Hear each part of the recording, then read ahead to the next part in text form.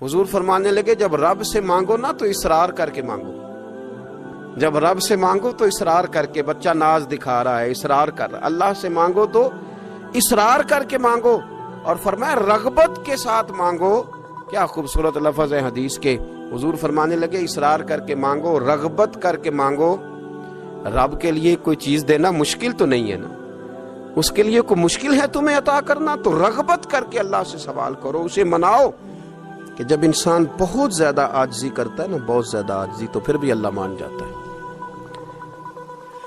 جب وہ اس کے حضور بہت عجز کا اظہار کرتا ہے، بہت زیادہ عجز کا اظہار کرتا ہے، وہ ڈر جاتا ہے اس سے۔ وَلِمَنْ خَافَ مَقَامَ رَبِّهِ جَنَّتَانِ، فرمایا جو میرے سامنے کھڑے ہونے سے ڈرے گا میں اسے 2 جنتیں عطا کروں۔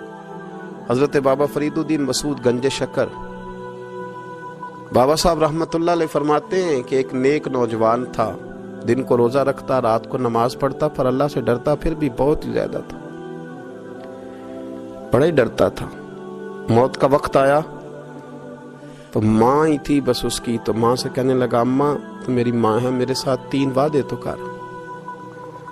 اس نے کہا پتر تو بتا، آخری ہج کی لے رہا ہے اور اس غریبنی ماں سے تو وعدہ لے رہا ہے، بتا کیا وعدہ ہے؟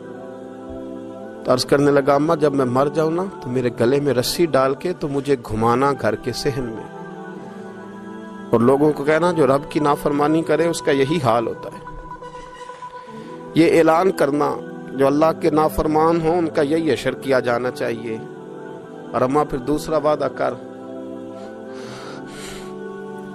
میرا رات کو جنازہ اٹھایا جائے، میں نہیں چاہتا کہ کسی کے منہ سے یہ لفظ نکل جائیں کہ وہ دیکھو اللہ کا نافرمان جا رہا، رات کو میرا جنازہ اٹھانا۔ اور اماں تیسرا میرے ساتھ وعدہ کر کہ لوگ مجھے دفن کر کے آ جائیں گے تو میری قبر پہ چلی جائے گی، عمل میرے پاس کوئی نہیں، پر مجھے لگتا ہے ماں کے قدموں کی برکت سے عرش کا مالک بھی رحم فرمائے گا۔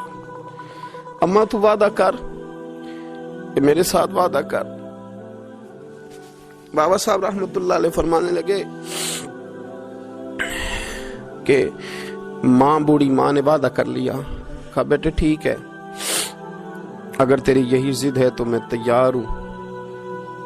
پھر اس نے کلمہ شہادت پڑھا، اس نوجوان کی روح پرواز کر گئی۔ بوڑھی ماں نے رسی منگائی تو وَلِمَنْ خَافَ مَقَامَ رَبِّهِ جَنَّتَانِ، جو ڈر جائے، اس نے تو کہا تھا نا کہ رسی ڈال کے گھمانا اور کہنا یہ اللہ کا نافرمان ہے، اس کا یہی اشر ہونا چاہیے تھا، لیکن جب ماں گلے میں